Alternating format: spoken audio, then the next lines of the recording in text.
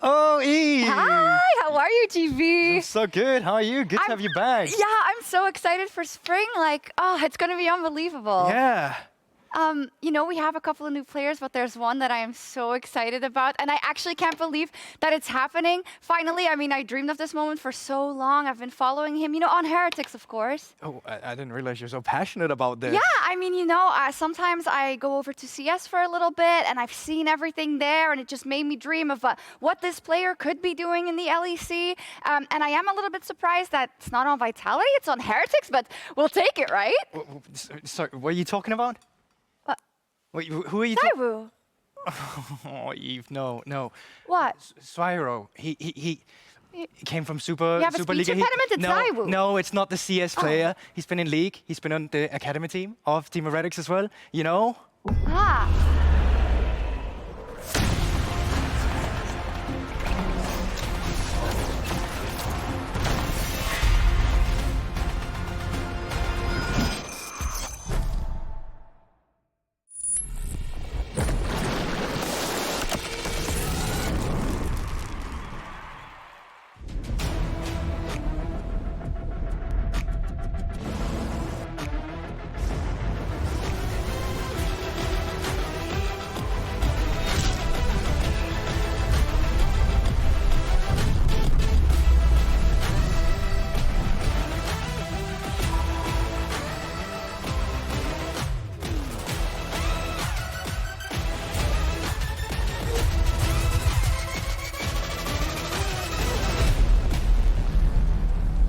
Welcome everyone to Berlin, Germany for the start of the 2024 LEC Spring Split. Hello, my name is Shax and I'm joined here by Goldborg and by Aragon to get things started. Obviously, you know, I'm also happy that it's Viru and not Taiwu. It's not a big deal. Sure. Yeah. No, all jokes aside, super excited to see what our teams are going to come up with. And Aragon, I think this is the first time that you're on the start of a split, isn't it? Yeah, it's my first day. Last time it was our third weekend, so Yeah? I'm really excited. How does it feel? Yeah, In comparison. I'm just super excited to see how the split develops. Yeah, I mean, Goldberg, after what we saw in winter, you know, there's so many storylines that I can't wait to see picked up again. Also, just like the promise of like, is KC gonna be good this split? What's gonna happen with G2? Is Mad Lions gonna keep winning? It's interesting. Yeah, I mean, last year we did see Spring actually have some proper spring cleaning in the standings, and thing was swapping itself around. G2 got knocked out by MDK in that lower bracket towards playoffs. So even though winter still look quite defined, teams are evolving, and they will continue to do so throughout the split. So super exciting to follow. Yes, indeed. A lot of changes, and for the regular season of the spring split, we will be playing on patch 14.5. So let's see what changes are waiting for us there.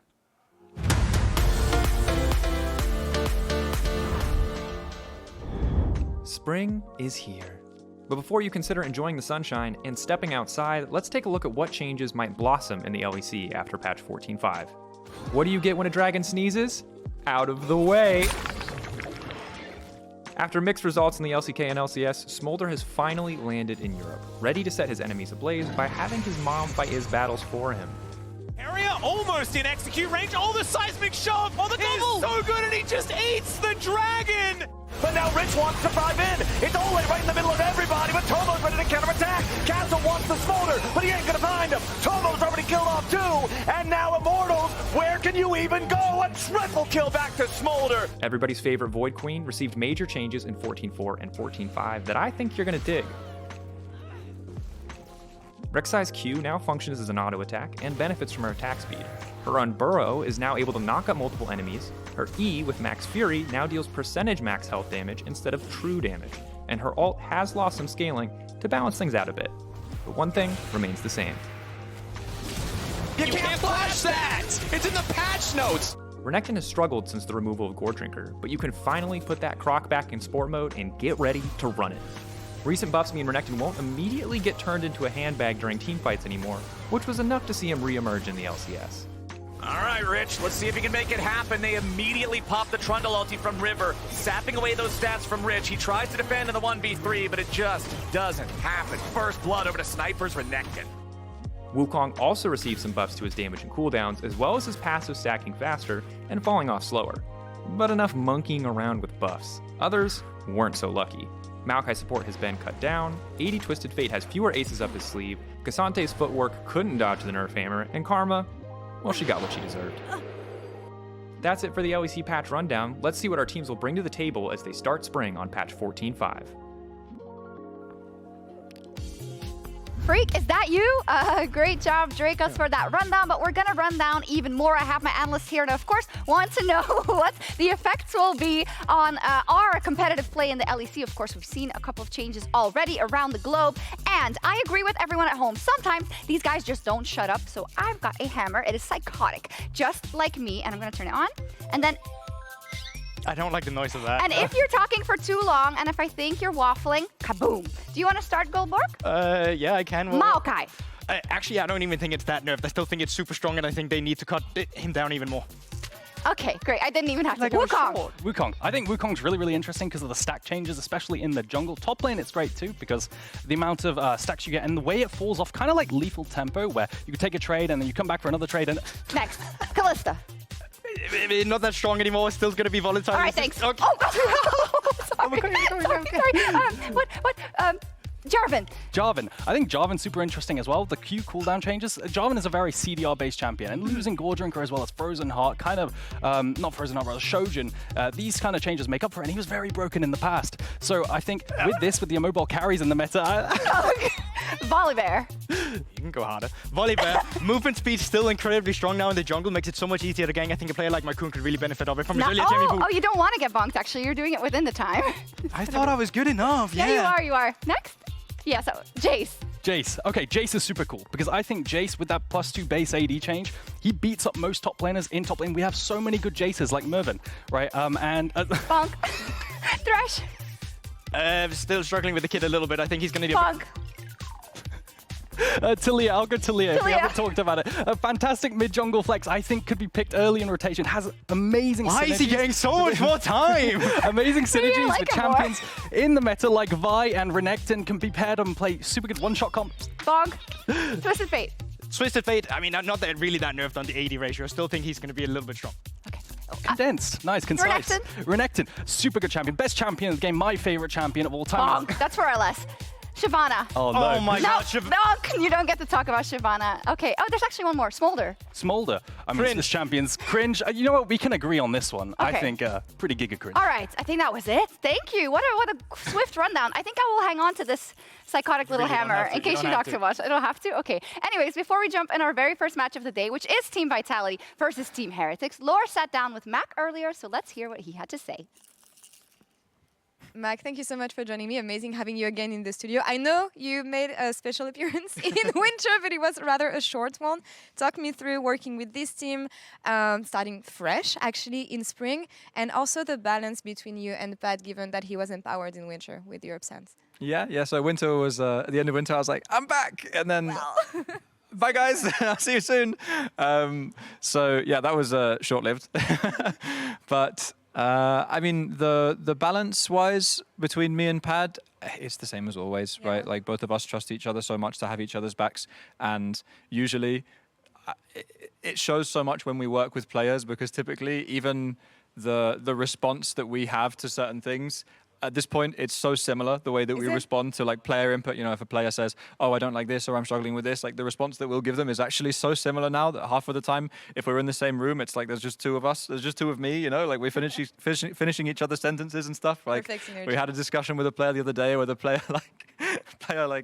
said something, and I'm like, actually, what he was about to say was this. And I was like, right, Pat? And he's like, yeah, you know. That's amazing. So yeah, it's nothing's changed there. But working with the boys is really nice. I think our biggest aim for the start of the year is like a long-term project, and we're still in pretty early stages. Is to develop a winning culture. Yeah. And I think on that front we're doing well. Like it's optimistic and it's collaborative, and I think I go to work every day and it's new and it's challenging, and I feel that we're making progress and learning, and that the players are hungry, and we're enjoying it for the I most want to part. have more on this though, because you say build a long-term project. Obviously, some teams made roster changes. You chose to stick with the same roster, which makes sense.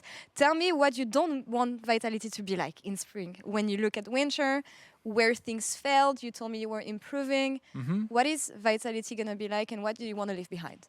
I think the biggest thing that I want whenever you are working with players who are perhaps less experienced or with a new group who don't have that much time together, is I just don't want them to be afraid to make mistakes. I think that's the number one thing that we hate to see, is if we go on stage and lose because we weren't taking the opportunities that we had. I would much rather that we took too many opportunities and we took too much risk and we tried and that we gave it our all and lost than we, lost quietly. This is how you get the best training, actually, and understand the most about yourself. Well, let's see how this pans out against Heretics today. Mac, thank you so much. Thank you. Amazing having you back again. And Shocks, back to you. Thank you so much. Indeed, super having him back. I actually didn't see him because I was only back for the last week of winter, of course, and also the best to the family. But this does mean that we'll see Vitality now as it was intended, I guess, now that the full coaching staff is back. Aragon, what did you feel about how they overall performed in winter? Yeah, I think they were really, really solid, and especially in that first series versus in playoffs. But then the next series, it felt like they just went off a cliff. A lot of people will harken back to that infamous set game and Hylissang, but I think it's incredibly difficult when a lot of people on the same page, and that's what it felt like to me for Vitality. Okay, so we'll see what that is in spring, but of course I think one of the biggest stories coming into this first week of spring is Team Heretics and the changes they decided to make. Let's start with the one that I think most of us can understand, but we're still wondering what Kaiser actually did wrong. No, that's the thing, right? Trimby's coming back in, swapping out Kaiser, and I think everybody knew that Trimby deserved to be in the LEC. Yeah. The fact that he was not on a team was criminal. But then you go in to see who he actually replaced out of all the teams, and it's Kaiser, who on Team Heretics was a part of the success they had. The only not maybe the only, but the reason why they had good results was because of their bot lane. That was the best part of their team. The top side was struggling. Trimby coming in instead of Kaiser, I don't see how that is going to fix the issues that the teams had in winter. And I'm quite honestly, I can't be the only one who's a bit baffled by this. Yeah, I think it is a bit of a side grade, but I will say coming into this, Trimby in a meta where Lulu just got buffed, we're seeing Lulu's area around the world as well as Soraka buffs.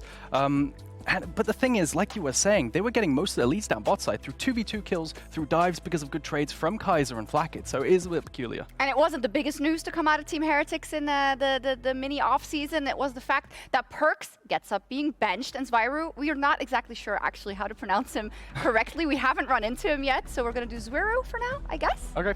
We'll see. But a lot of hubbub on social media as well, a lot of fans believing in him. Aragon, where did he come from? So it's really interesting. I took a look because I was curious about his champion pool, where he's from. So he's from the LVP, Spanish League, and he's like a control mage player, which fits perfectly in the meta right now. Plays stuff like Azir, Syndra, Victor back in the past, and newly Talia as well, which is also just into the meta. So fits perfectly in the meta. I wonder if he'll like reignite fire in the kind of mid-jungle synergy. And the question is, do you agree with the fact that Perks was a problem in that lineup? I do think so. Like, I think in terms of the performance that we saw ever going back from Vitality and even looking at his performance in winter, if you were going to swap someone out because of the performance issues, I do believe it should have been Perks. So yeah. I agree. I do think the solo laners were a problem point. Wunder as well. Kind of a bit hit or miss, sometimes doing really well in his picks like Udiev, sometimes just dying level 1 to Adam, so maybe swapping out mid is the way to go. You're saying that maybe there was much more that was dysfunctional than particularly these particular players. Yeah, but I also think this is something on Heretics that we should have seen even before Perk started on the roster. Swado did win EMEA Masters with this Academy roster back in the day, and even then he was beating Ruby in quarterfinals. Then he won EMEA Masters, was like, great, this is looking good for my LEC career. And then they get Ruby as their mid laner instead, who we all know did not really live up to very high expectations. So I think it's finally about time that we do get to see this guy on this stage, because even though his 23 was a bit lackluster, his start to the 2024 year has been amazing in the Super League, so I'm very excited to see what he will deliver on the team. Yeah, I think we can agree that both, Trimby and Zverev deserve a spot in the LEC, but we will see how it works out in this team specifically. But I gotta say, I'm really happy to see it. I mean, Trimby is such a great guy. We had him on the desk here a lot, but even though he was great, he was wasted there. You want to see him play. Real, yeah. But the question is going to be, this is now a team where I feel like a lot has happened. Also the XD tweet from Jankos, the stream comments, like, I think it's a lot to wade through. Yeah, and I think it's really hard to quantify what it's going to look like before we actually get to see it. Yeah. I can't have any expectations. I'm very curious to see how they're going to develop throughout the year, but for now, my expectations are tempered because of everything that's happened. Yeah, and I gotta say for this next game, my eyes are on bot side. Can the bot lane still function without Kaiser? Because that was definitely their biggest strength. Okay, let's see what happens indeed. I'm really excited. We only got our 2019 G2 core topside for one split, so we'll see what happens now, but I'm really excited to get things underway here in the 2024 LEC Spring Split.